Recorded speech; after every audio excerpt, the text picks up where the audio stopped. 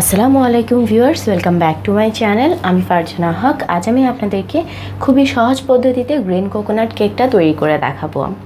এই রেসিপিটি তৈরি করার পদ্ধতিটা খুবই সহজ আর খেতে অনেক মজা, বাচ্চারা অনেক পছন্দ করবে। তাই আশা করছি আমার আজকের রেসিপিটা আপনাদের ভালো লাগবে। যদি ভালো লেগে থাকে তাহলে স্ক্রিনে দেখানো লাল রঙের সাবস্ক্রাইব বাটনটি ক্লিক করে আমার চ্যানেলটি সাবস্ক্রাইব করে নেবেন এবং পাশে থাকা বেল আইকনটি বাজিয়ে দিবেন। এতে করে আমার সকল রেসিপি সবার আগে পৌঁছাবে আপনারই কাছে। তাহলে চলুন মূল আয়োজনে যাওয়া যাক। মূল রেসিপির জন্য প্রথমে আমি একটি মিক্সিং বোলে রুম টেম্পারেচারে থাকা দুটো ডিম নিয়ে নিচ্ছি। আসলে কেক তৈরির সময় সবসময় রুম টেম্পারেচারে থাকা ডিম ব্যবহার করাটাই ভালো। যদি রুম টেম্পারেচার না হয়ে ফ্রোজেন হয়ে থাকে, এতে করে অনেক সময় কেকটা ফুলতে চায় না কিংবা ফ্লফি হতে চায় না। তাই আমি সবসময় রুম টেম্পারেচারে থাকা ডিমই ব্যবহার করি। এবার আমি এর মধ্যে দিয়ে দিচ্ছি 3 টেবিল চামচ নর্মাল কুকিং অয়েল। আপনারা চাইলে মেল্টেড বাটারও ব্যবহার করতে পারেন। আরও দিয়ে দিচ্ছি 1/4 কাপ কোকোনাট পেস্ট। আমি একদমই ফ্রেশ কোকোনাটকে পেস্ট করে এই পেস্টটা তৈরি করে নিয়েছি। দিয়ে দিচ্ছি 1 কাপ পরিমাণে আইসিং সুগার। এগুলোকে আমি একটু চেলে দিচ্ছি এবং অবশিষ্ট যে দানাদার অংশ থাকবে সেগুলো আমি ফেলে দিচ্ছি। এবার এই আইসিং সুগারটা এবং এই সবগুলো ইনগ্রিডিয়েন্টসকে খুব ভালোভাবে মিশিয়ে নিচ্ছি। একটু সময় নিয়ে ভালোভাবে মিশিয়ে নিতে হবে।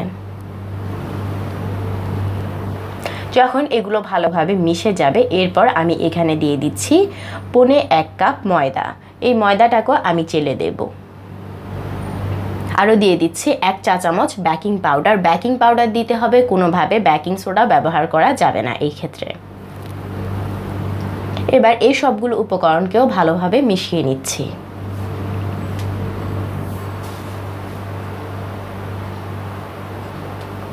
ভালোভাবে মেশানো হয়ে গেলে এবার এখান থেকে 3 ভাগের 1 ভাগ পরিমাণে ব্যাটার আমি আরেকটা ছোট বাটিতে তুলে নিচ্ছি।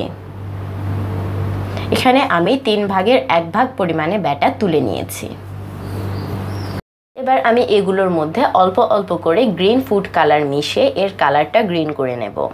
আমি প্রথমে একদম অল্প অল্প করে মেশাচ্ছি। যতক্ষণ না পর্যন্ত আমার পছন্দের কালারটা আসে আমি ততক্ষণ পর্যন্ত মেশাতে থাকবো।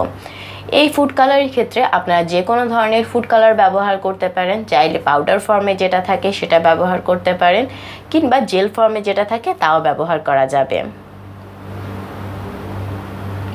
আমি অলরেডি 3-4 ফোঁটার মতো দিয়ে দিয়েছি।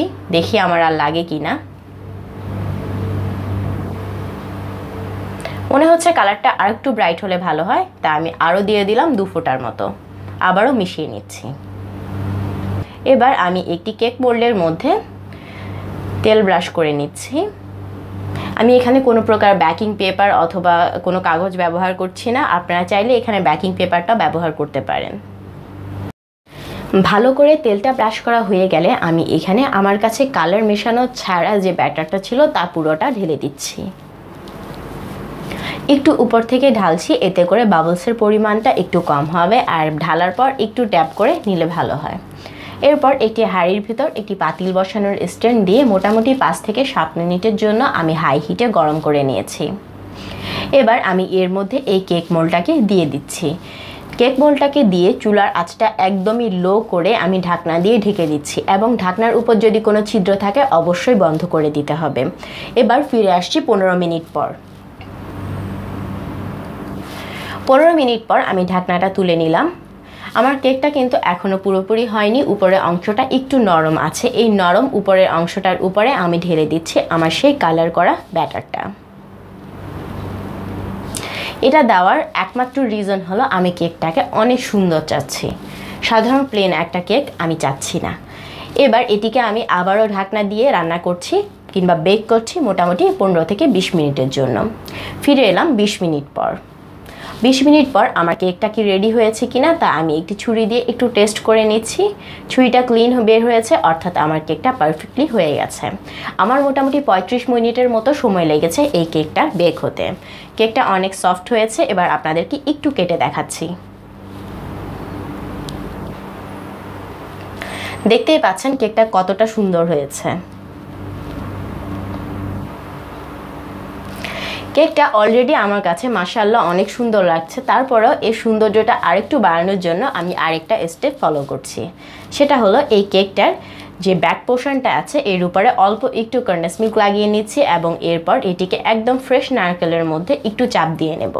কিভাবে করছি একটু ভিডিওতে লক্ষ্য করলেই ভালোভাবে বোঝা যাবে। দেখলেন তো, ছোট্ট একটা স্টেপ ফলো করে কেকটাকে আরেকটু সুন্দর করে ফেললাম। কেমন লেগেছে এই মজার রেসিপিটা? ভালো লাগলে লাইক বাটনে ক্লিক করতে ভুলবেন না, আর ফ্রেন্ডস ফ্যামিলির সঙ্গে অবশ্যই শেয়ার করে সবাইকে দেখার সুযোগ করে দিবেন। ধন্যবাদ সবাইকে। আবারও ফিরে আসবো নতুন ভিন্নধর্মী কোনো রেসিপি নিয়ে। আজকের জন্য আল্লাহ হাফেজ।